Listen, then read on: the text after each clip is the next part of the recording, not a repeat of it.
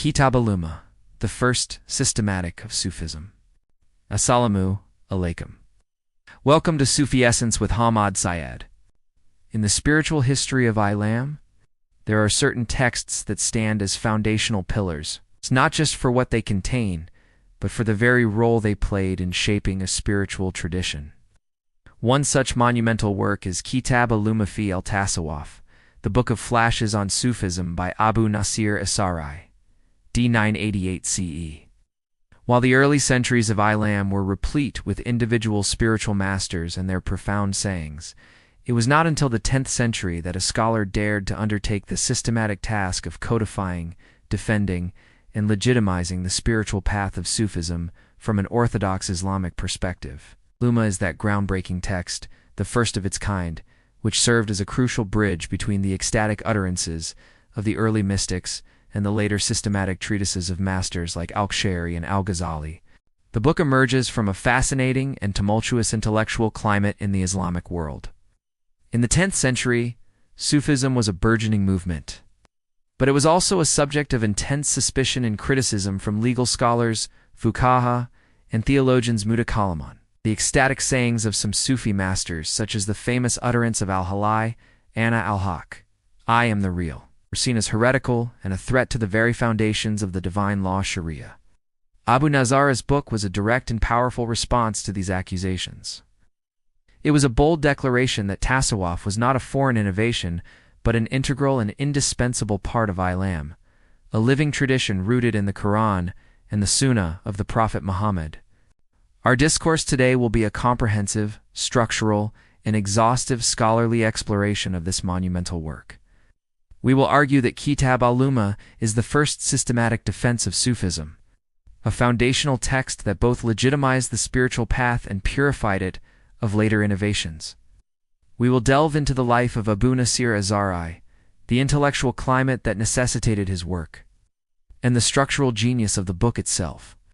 We will meticulously unpack his teachings on the stations and states of the spiritual journey, his rigorous defense of tasawwuf as a perennial Islamic science, and his critical role in purging Sufism of its heretical elements. This is not just a lecture on an ancient book. It is a profound journey into the heart of a spiritual tradition that, through the sheer force of its intellectual rigor and spiritual sincerity, was able to secure its rightful place in the history of Islam. Part 1. The Author and the Crucible of Early Sufism.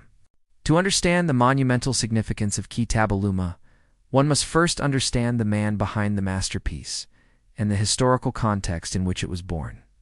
Abu Nasr as-Sarraj d. 988 CE was a scholar, a jurist, and a master of the spiritual path. He was born in Tus, a city that was a center of both legal and mystical learning, and his life's work was a testament to his ability to bridge the gap between these two worlds.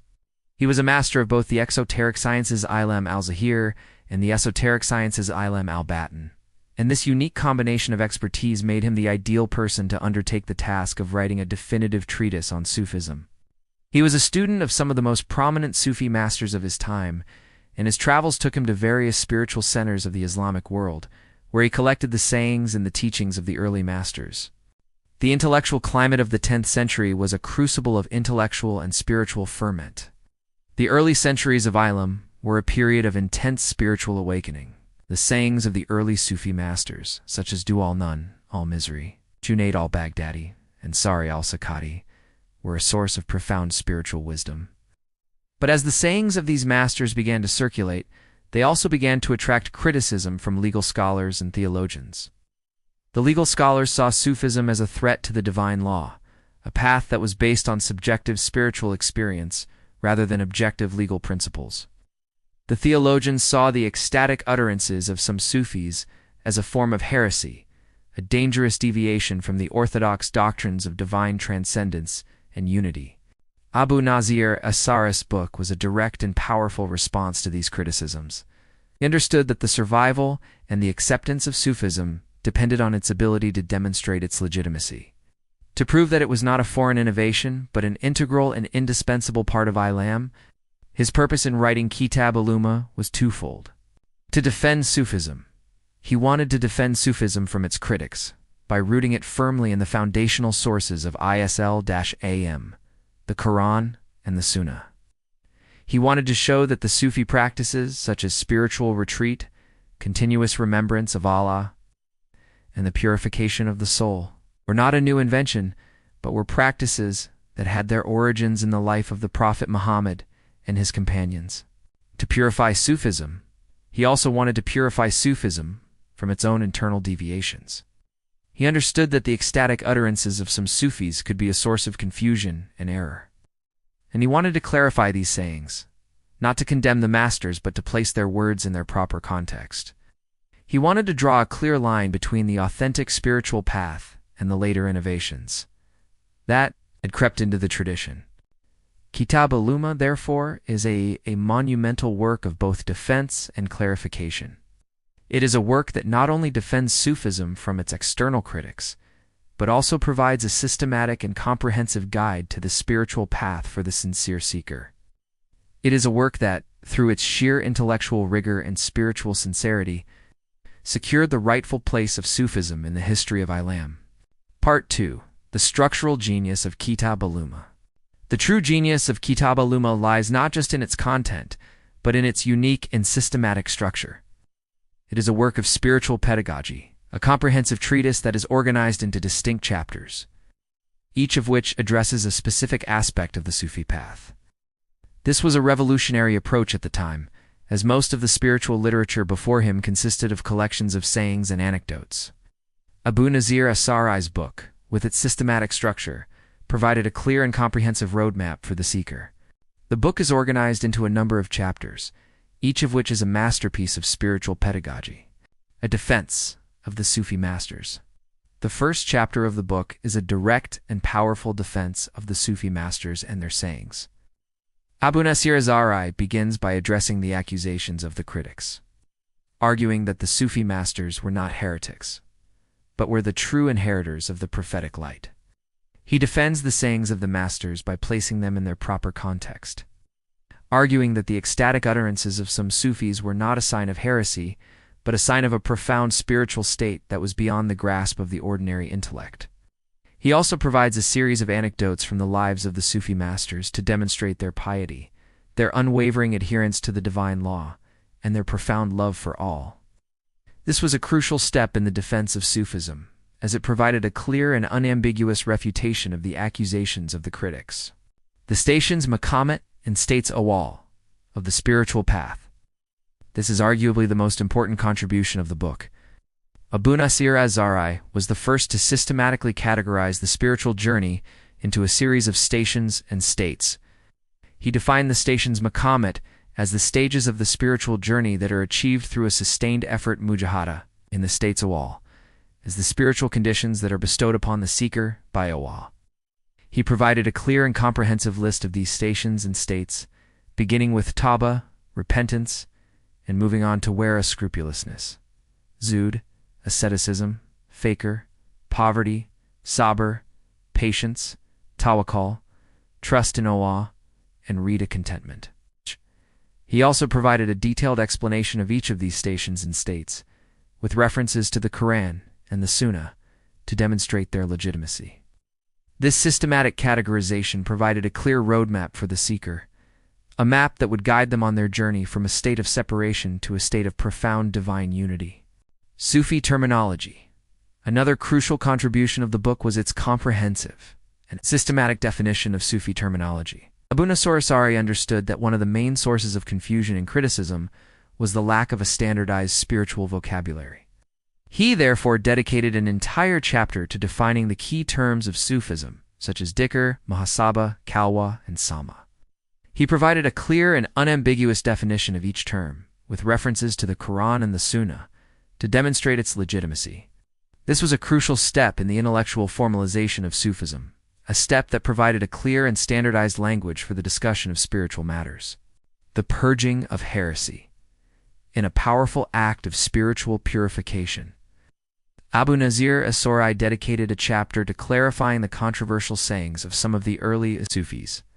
He did not condemn the masters, but rather placed their sayings in their proper context, arguing that their ecstatic utterances were a result of a profound spiritual state that was beyond the grasp of the ordinary intellect. He also provided a clear and unambiguous refutation of the sayings of those who had deviated from the orthodox path, drawing a clear line between authentic Sufism and later innovations. This act of purging was vital for the survival and the acceptance of mainstream Sufism, as it provided a clear and unambiguous demonstration of its unwavering adherence to the divine law. Part 3. Tasawwuf as perennial Islamic science. One of the most powerful arguments that Abu Nasr as-Sarraj makes in Kitab Al-Luma is that Tasawwuf is not a foreign import, but is a perennial Islamic science, spiritual discipline that has its origins in the foundational sources of Islam. He rigorously defends this position by drawing on a vast array of evidence from the Qur'an and the Sunnah, demonstrating that the spiritual practices of the Sufis are not a new invention, but are a living tradition that has its roots in the life of the Prophet Muhammad and his companions. He begins by arguing that the very purpose of the Qur'an is to guide the human being to a state of profound spiritual intimacy with awe. The verses of the Qur'an, he argues, are not just a set of legal and historical pronouncements, but are a profound spiritual guide to the inner life. He meticulously analyzes numerous verses of the Qur'an to demonstrate that the concepts of repentance, patience, trust, and awe, and contentment are not just moral virtues, but are profound spiritual stations that are a part of the spiritual journey. He then turns his attention to the Sunnah, the sayings and the actions of the Prophet Muhammad, peace be upon him. He argues that the life of the Prophet was a living embodiment of the spiritual path. He points to the Prophet's, peace be upon him, practice of spiritual retreat in the cave of Hira, his continuous remembrance of Allah, and his profound love for humanity as a living demonstration of the Sufi path. He also draws on the sayings of the companions, such as the famous saying of Abu Bakr, "My heart has been filled with the light of the certainty that is beyond any doubt," to demonstrate that the spiritual states of the Sufis were a reality that was experienced by the first generation of Muslims. He also makes a powerful case for the legitimacy of Sufi practices like dhikr, mujahada, and khalwa. Dhikr, remembrance of Allah. He argues that the continuous remembrance of Allah is a divine command that is mentioned in numerous verses of the Qur'an. He explains that dhikr is not just a verbal repetition, but a practice that is aimed at purifying the heart and filling it with divine light. He cites numerous hadith of the Prophet to demonstrate the profound spiritual benefits of dhikr. Mujahada, spiritual struggle. He argues that the spiritual journey is an inner battle, continuous struggle against the lower, ego-driven self-nafs. He cites numerous verses of the Qur'an and hadith to demonstrate that this inner struggle is a divine command that is incumbent upon every believer. Khalwa, spiritual retreat. He argues that the practice of spiritual retreat, where the seeker withdraws from the world to engage in a profound and uninterrupted communion with Allah, is a practice that has its origins in the life of the Prophet. He cites the Prophet's retreat in the cave of Hira as a living demonstration of the legitimacy of this practice. He also makes a powerful case for the ethical and moral dimensions of the Sufi path. He argues that the ultimate purpose of the spiritual journey is not just to attain a state of profound divine intimacy, but to live a life of moral rectitude and ethical excellence. He emphasizes the importance of muhasaba, self-reckoning, and tawbah, repentance, as practical, ethical cornerstones of the path. He also emphasizes the importance of adab, spiritual etiquette, and the importance of a spiritual guide. He argues that the spiritual guide is not a person who claims to be a divine being, but a spiritual physician who can diagnose the diseases of the heart and provide the seeker with the necessary spiritual remedies. Part 4. The Purging of Heresy and the Legacy of the Book. The most powerful and controversial aspect of Kitab Al-Luma is its open and critical engagement with the sayings of some of the early Sufis. Abu Nasr as-I understood that the ecstatic and ambiguous utterances of some mystics, particularly those of Al-Hussein bin Mansur al-Halai, were a major source of criticism and a threat to the legitimacy of Sufism. He dedicated a significant portion of his book to clarifying these sayings, not to condemn the masters, but to place their words within a proper context. He begins by making a crucial distinction between the esoteric and exoteric meanings of the sayings.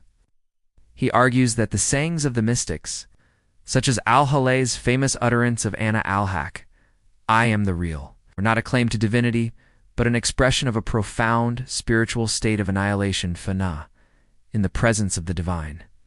In such a state, the mystic's own sense of self is so completely effaced that they no longer speak from their own ego, but from a state of profound divine presence.